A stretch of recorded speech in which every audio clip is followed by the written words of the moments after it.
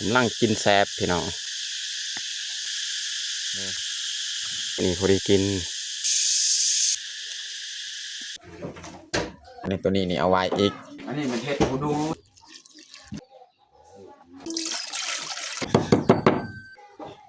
นี่เห็ดซอยผัก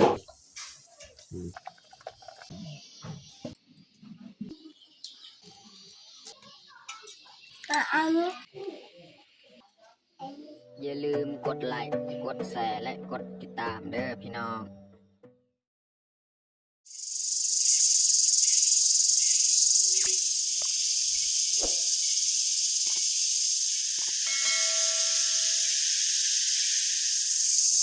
กล่าวทักทายสบายดีเบิดสู่ขู่สู่คนเนาะยินดีต้อนรับเขาสู่ซองเบายืงเนาะแล้วก็ภัยทีเขามาเบิ่งมาชมขีดเบายืงเนาะเบายืงกับขอไว้พรให้สุขภาพแข็งแรงให้ร่ำให้รวยเนาะ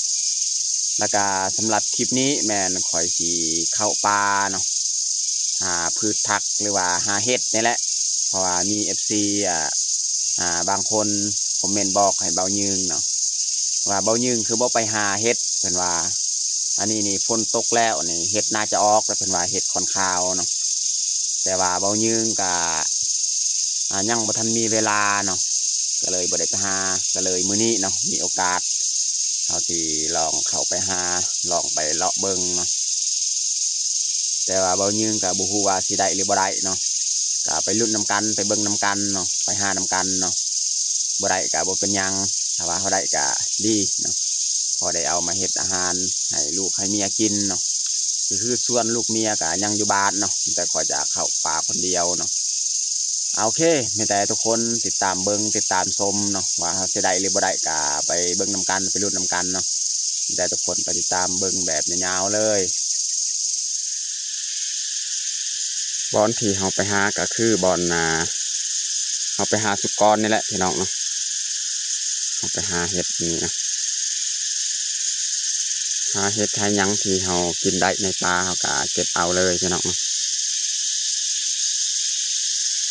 เขาก็ย่างขึ้นเทิงเลยเนาะ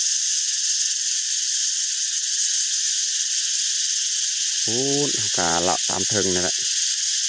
เลาะไปซอกเบิง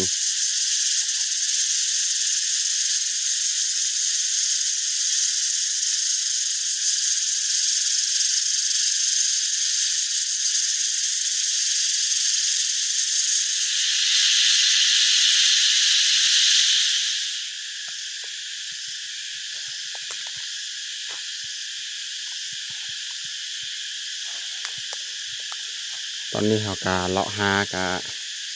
ไก่เติบเลยพี่น้องเนาะบ่พอเห็ดจักดอกเลยนะสุดก้อนนี่คันตอใหม่แบบนี้มันจะมีเห็ดแต่ว่าเดี๋ยวนี้นี่บ่เห็นเลย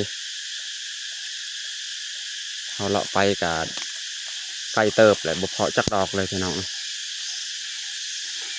สงสัยสิบ่ได้เห็ดแล้วมาครั้งนี้นี่พี่น้องหาไก่เห็นดอกทำอิดเลยพี่น้องเนาะนี่เห็ดคอนขาวงามอยู่นี่เห็ดโอ้หัวเราะแต่ดนเมื่อกี้พี่น้องว่าพอเห็ดมันจักดอกหาก็ได้ดอกทำอิดนี่จนเติบแล้วหัวเราะแต่ว่าบริทายเป็นลุมสุดก่อนนี่ต่อใหม่แถวนี้นี่มีแหละนี่ต่อใหม่แบบนี้นี่มีโรดปงแต่มาแถวนี้นี่บ่เห็นมันบออก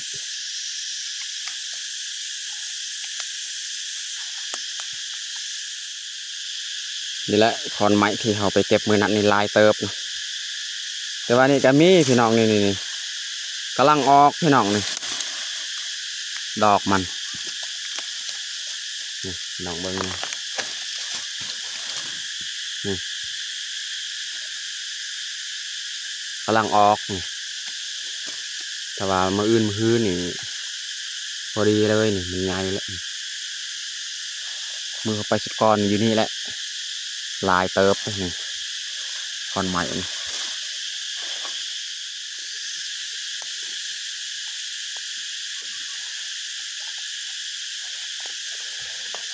เบิ่งไปเลยพี่น้องได้หรือบ่ได้ก็บ่เป็นหยังพี่น้อง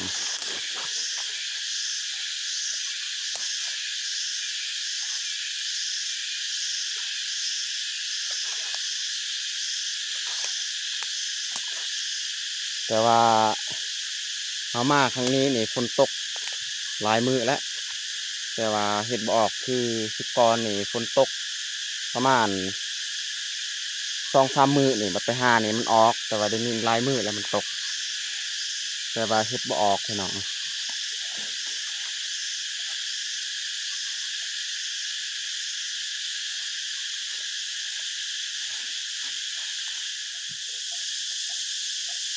โอ้นพี่น้องเอ้ยเมื่อยหานี่หาจนพอจนเห็นพี่น้องเอ้ยนี่เห็ดของแท้มาแล้วครับพี่น้องนี่สาบลาบเลยนี่บนหนึ่งพูดอยู่เทิงอีกบนหนึ่งกำลังงามกำลังออกพี่น้องเอ้ยยางไปกับไกลเติบนี่หากระเห็นนี่กำลังงามพูดอีกอยู่เทิงพี่น้องสำนี้แหละกำลังกินแซบพี่น้องกำลังแบบนี้แหละโตตึง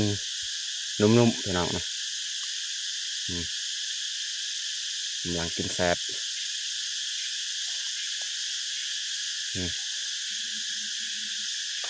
นะเก็บเลยพี่น้องหาจนได้พี่น้องจนพอเลยเอามาแกงโอ้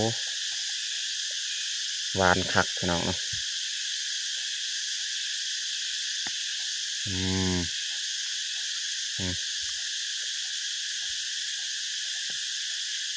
กำลังงามๆ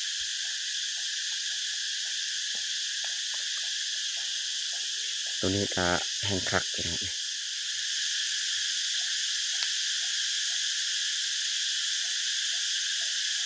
สงสัยเฮ็ดอันนี้หากำลังออกเพราะว่าเรายื่งไปเลาะองทีนี่เห็นน้อยๆหนึ่งจำนี้เลาะกำลังน้อยๆนะถ้าว่าประมาณมื้ออื่นมื้อฮื้อเขาไปหานี่น่าจะได้ลายพี่น้องเห็นแต่ดอกกำลังออกน้อยๆนะอันนี้ก็จะมาเห็นตัวชำนี้นี่เขาเก็บเอาตัวน้อยๆเก็บกะบ่ได้ลายพี่น้องนะเขาก็โจไว้เมื่อไรเขาเข้ามาเก็บ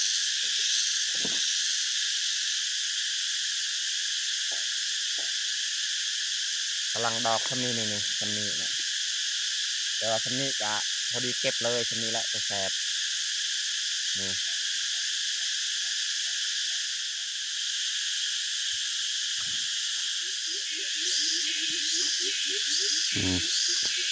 ไปซ้ำอาหารและบัดนี้ก็ไปเลาะต่ออีกพี่น้องประเภทมันออกเนี่ยเป็นคอนไม้แบบนี้นะส่วนลายนี่เบายิงเห็นแต่แบบนี้กำลังออกแบบนี้ถ้าว่ามื้ออื่นมื้อคืนนี่พอดีเก็บตัวนี้นี่มันแก่แล้วพี่น้องแต่ว่าเขาก็เก็บเอาเพราะว่า FC บางคนว่าเก็บเอาไปตากแห้งพี่น้องบัดเอามากินแล้วก็แช่น้ำเพิ่นว่าบ่ยิงก็เก็บเอา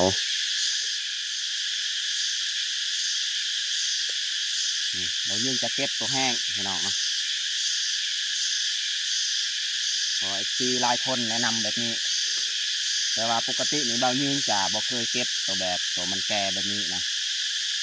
ตัวมันแก่มันแห้งเบายิงจะเก็บตัวอ่อนตัวแบบนี้นี่จะบ่เก็บแต่ว่า FC เพิ่นว่าให้เก็บถ้าว่าจะกินจะเอามาแช่น้ำอีกเนาะแล้วก็ซับให้ละเอียดนะเอามาเฮ็ดอาหารอันนี้จะ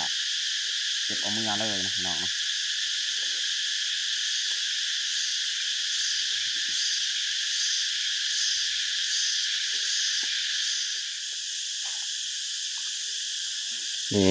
เจออีกแล้วพี่น้องเนาะกำลังดอกสำนีแหละมันบ่ค่อยใหญ่ปานใดแต่ว่าโตสำนีนี่พอดีกิน ก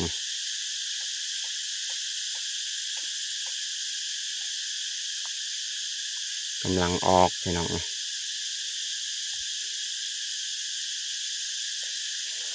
ไปสุดก้อนนี่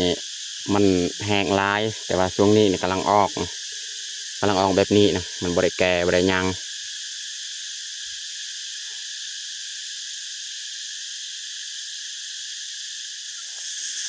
นี่พี่น้องดอกก็คักสำนี้แหละแสบสุด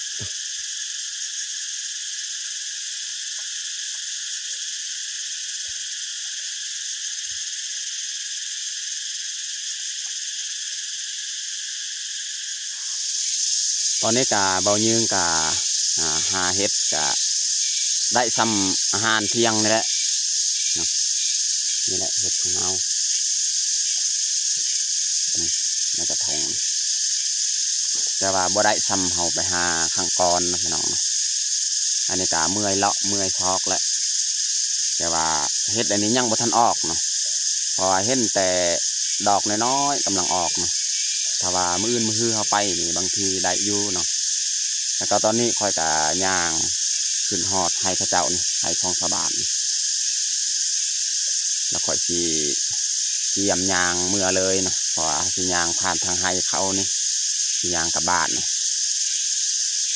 โอเคแต่ทุกคนติดตามเบิ้งอยู่บ้านสักหน่อยเนาะว่าเฮาสิเฮ็ดกินแบบใดแต่ว่าได้ยินเสียงฟ้าห้องบึ้มบางทีเนาะยานฝนตกเราก็เลยหีบออกมาแต่ว่าตอนนี้นี่ยังแดดแต่ว่าได้ยินเสียงฟ้าห้องเนาะเฮาสิยางกลับบ้านเลยเอาผ่านเทียงของพระเจ้าเนาะ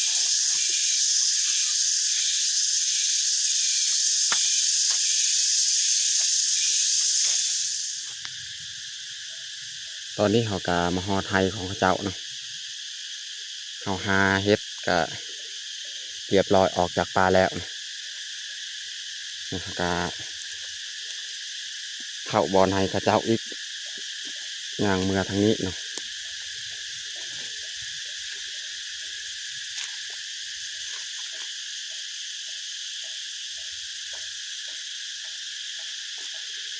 กะใกล้ๆหมู่บ้านเฮาพี่น้อง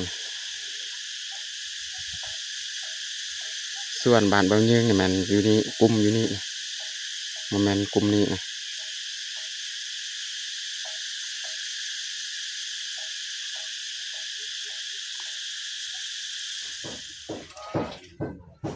วันนี้เฮาสิมาเฮ็ดอาหารส่วนตอนเที่ยงนี่แมนมาทันได้เฮ็ดเนาะก็เลยเอาไว้ตอนแรงอันนี้แมนคาบแรงสิเอาเฮ็ดมาเฮ็ดตอนแรงเนาะนี่แหละเฮ็ดที่เขาไปหาเมื่อกี้แหละก็ได้สมอาหารแรงมื้อนี้แหละแล้วก็จะเอาไปทำความสะอาดนะ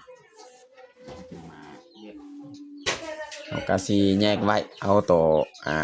อ่อนๆนี่มาเฮ็ดเนาะส่วนตัวแก่ตัวยังเขากะเอาไว้อีกเนาะเขาจะเลือกเอาแต่อ่อนๆนี่มาแกง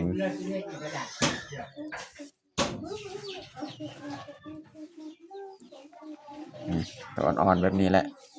แกงขัด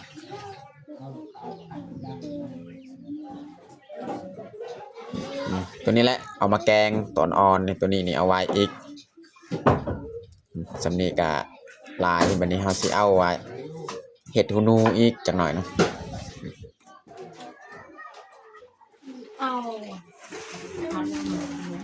อันนี้มันเห็ดหูนูที่น้องแล้วก็เอาประมาณนี้แหละเอามาแกงใส่ปนใส่เห็ดคอนคาวนี่อันนี้เห็ดหูนูที่เราตากไว้เอามาแช่น้ำตัวนี้ครับประมาณนี้แหละพอแล้วตัวนี้ละลายแล้วส่วนตัวแกนี่เอาไว้อยู่นี่แหละ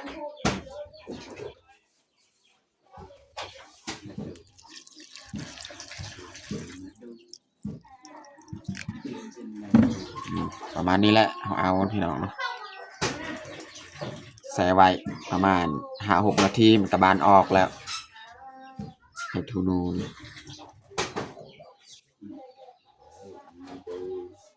เขากะสุกเรียบร้อยแล้วนี่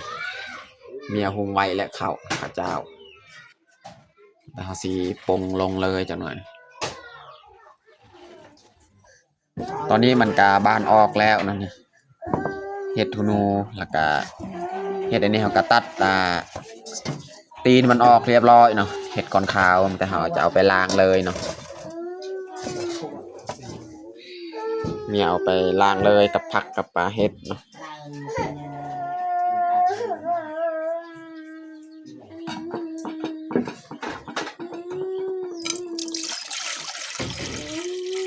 ใส่น้ำพี่น้อง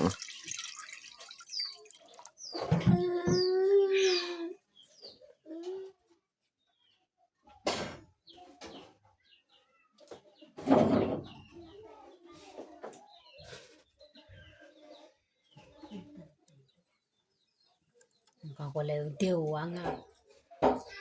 นี่เขาสีตำพริกกระเทียม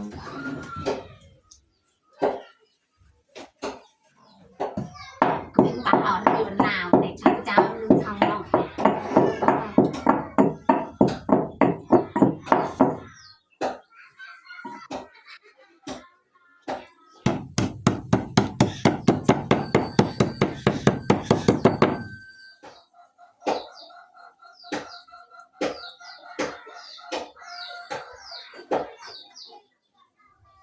นี่พี่น้องเขาเอาปลาแห้งนี่มาแกงใส่เห็ดพี่น้องเนาะนี่พี่น้องปลาของเขากับประมาณ3 โตประหยัดกันกินพี่น้องเนาะนี่ปลาตัวนี้นี่แซ่บปลานี่เนาะนี่พวกปลาจาร์ดตัวนี้เอา4 โตพี่น้องเนาะอันนี้แหละเอาพอแล้วเอาไว้อัดน้องพลอยอัดไว้ประหยัดกันกินพี่น้องเนาะตัวนี้เมียนไว้อีกมาเห็ดซัมนี่เนาะเมียล่างผักเป็นอย่างเรียบร้อยเห็ดทั้งลุมเบิด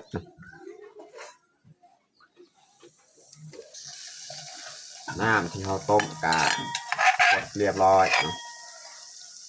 ใส่มะพริกกระเทียมมะแคนเนาะใส่หัวสิไข่แล้วก็ใส่ปลาแดกพี่น้องแกงเห็ดใส่ปลาแดกให้มันเข้มข้นน้ำมันนะแล้วก็ใส่ผงนัวใส่แบบประมาณเลยพี่น้องแล้วก็ใส่เกลือกับใส่บลายพี่น้องมีปลาแดกเลยประมาณนี้แหละแล้วก็ใส่ปลาของเฮาเลยบาดนี้ต้มเป็นโตเลยพี่น้อง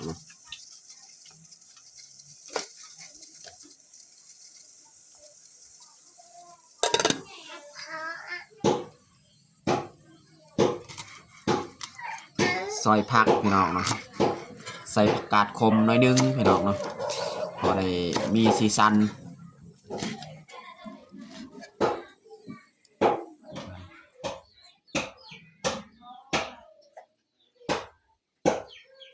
เฮ็ดเนี่ยเขาจะบ่ซอยเพราะว่าเฮ็ดสัมพอดีเลยดอกมัน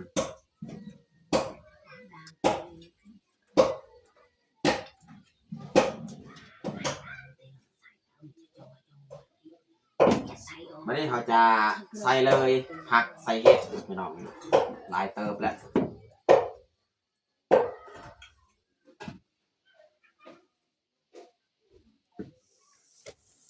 ใส่ผักกาดขมพี่น้องน้อยนึงไม่ได้เขาจะเอาเห็ดของเฮาอีกใส่เห็ดทูนูเห็ดคอนคาวผสมเลย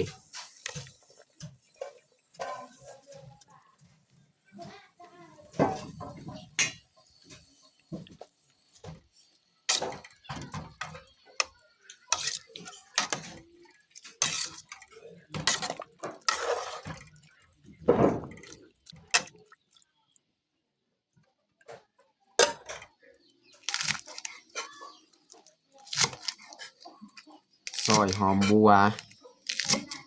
แล้วก็มีผักอีตูนะพี่น้องเนาะแกงเห็ดต้องใส่ผักอีตูนี่แหละครับ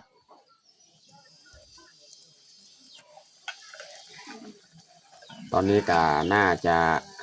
สุกแล้วเนาะต้มเห็ดของเฮาพี่น้องเนาะสุดท้ายนี่เราจะใส่หอมบัวแล้วก็ผักอีตูเนาะเอาลงเลยบาดนี้เรียบร้อยเราจะคนร้ายยานปลาของเฮามันสีแตกสมุน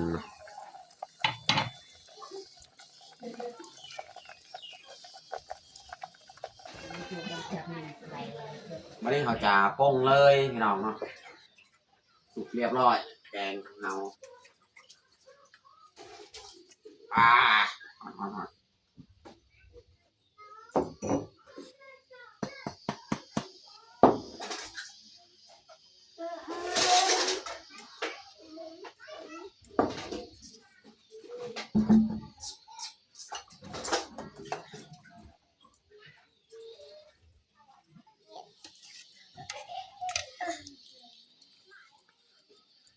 อีบอง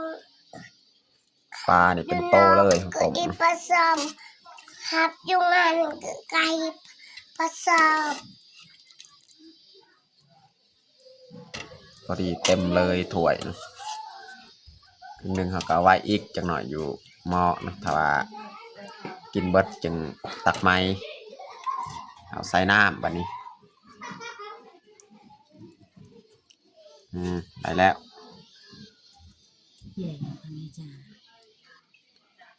น้องพลอยกินมีนี่พี่น้องเอาโบเทใส่จอกนะมันเปื้อน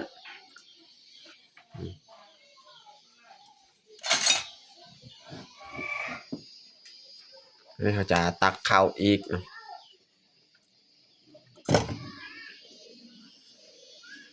เสียงกันมา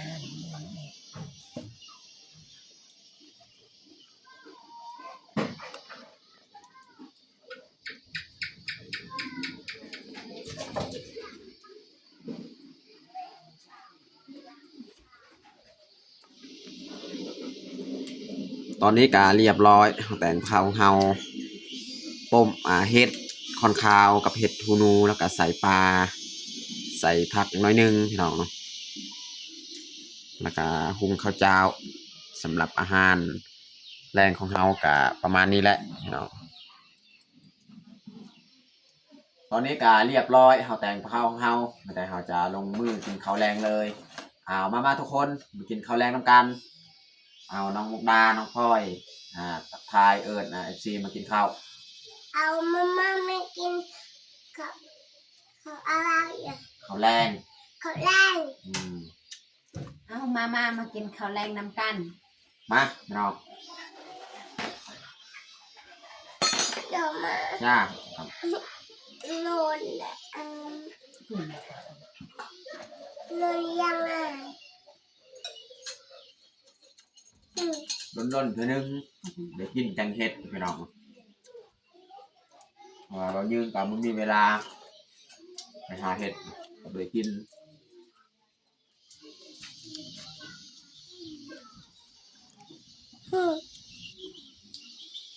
นักเอา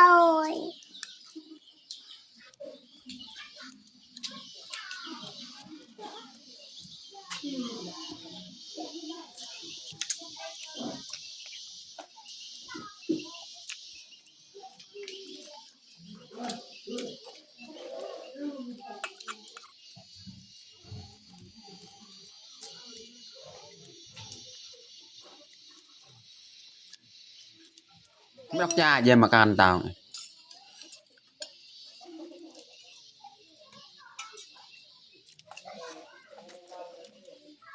น้องพลอยนี่กินมีเห็ดบ่กินอีก